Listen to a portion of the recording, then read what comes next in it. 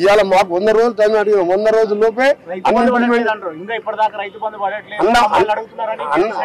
అన్నవారిని మీరు చెప్పుతోని కొట్టండి, అంత ధైర్యం లేకపోతే బుద్ధిగా ప్రశ్నించండి. రైతు బంధు ఎప్పుడు పడుతుంది రాయి అంటే దానికి చెప్పు తీసుకొడతాం. నేను అడుగుతా ఉన్నా, మరి చెప్పు తీసుకొట్టమంటారు కదా వెంకటరెడ్డి గారు, మరి మీరు దావోస్ పోయి పచ్చి అబద్ధాలు చెప్పినందుకు మీ ముఖ్యమంత్రి ఏం చెప్పిండు? ముఖ్యమంత్రి అడవై రైతు భరోసా చాలు చేసిన నేను అని చెప్తున్నాడు. దావోస్ పోయి అక్కడ సదస్సులో ముఖ్యమంత్రి గారు, తెలంగాణ ముఖ్యమంత్రి రేవంత్ రెడ్డి గారు పచ్చి అబద్ధాలు చెప్తున్నాడు. చాలా అయిందా రైతు భరోసా మీ దగ్గర? చేయగలరా? 15,000 పడుతున్నాయా? రైతు బంధు తీసేసి రైతు భరోసా పెడతామన్నారు, 10,000 తీసేసి 15,000 ఇస్తామన్నారు. చాలా అయిందా కాలేదా? అయిందా కదా? గట్టిగా చెప్పాలి. కాంది ముఖ్యమంత్రి, మన ముఖ్యమంత్రి పోయి స్విట్జర్లాండ్ పచ్చి అబద్ధాలు చెప్పొచ్చునా? ఇంత దుర్మార్గమా? అరే పోనీ అబద్ధం చెప్పినావు సరే, అబద్ధాలు చెప్పి గద్దెకెక్కినావు అది కూడా సరే, కానీ రైతు బంధు అయినా నాయన పోనీ కేసీఆర్ ఇచ్చిందని అంటే దానికి చెప్పు తీసుకొడతా అంటాడు. ఇంత అహంకారం. చెప్పు తీసి కొడతామనే రైతులు, చెప్పు తీసి రైతులకు కొడతామనే ఈ పార్టీని, కాంగ్రెస్ పార్టీని మరి మీరు రేపు ఓటుతోని కొట్టాలి పార్లమెంట్ ఎన్నికలు అని చెప్పి నేను చేస్తా ఉన్నాను. రైతులకు చెప్పాలి, ఓటుతోని కొట్టండి, ఓటుతో వేట్ వేయండి. మనం చెప్పులు తీసి మన చెప్పులు ఖరాబ్ చేసుకునే అవసరం లేదు. ఓటుతోని వేట్ వేయాలి. వీళ్ళ అహంకారానికి బుద్ధి చెప్పాలి.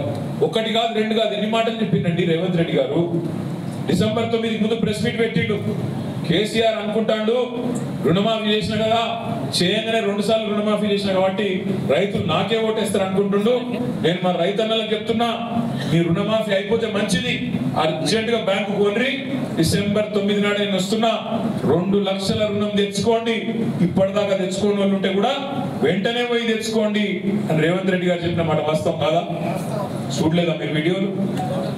ఇక్కడ వీడియో పెట్టి చూపెడితే అయిపోతుంది కదా, మర్చిపోయి చూపెట్టు. 2 లక్షలు తెచ్చుకోండి అంటే మన వాళ్ళు కూడా పాపం పోయి తెచ్చుకున్నారు.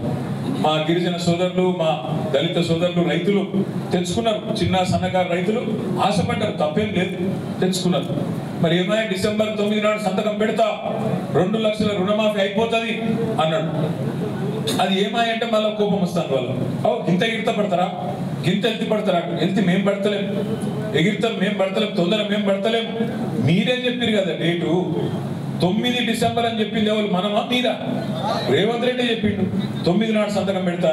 మరి ఏమాయ రేవంత్ రెడ్డి గారు? డిసెంబర్ 9 వాయ్, జనవరి 9 వాయ్, ఫిబ్రవరి 9 రానివంటే 7వ ఆయన రుణమాఫీ అంటే మళ్ళీ వాళ్ళు అగో మీరు ఇంకా కూడా అధికారం ఉన్నట్టే మాట్లాడుతున్నారు, బాగా అహంకారంగా మాట్లాడుతున్నట్టు ఒక ఆయన.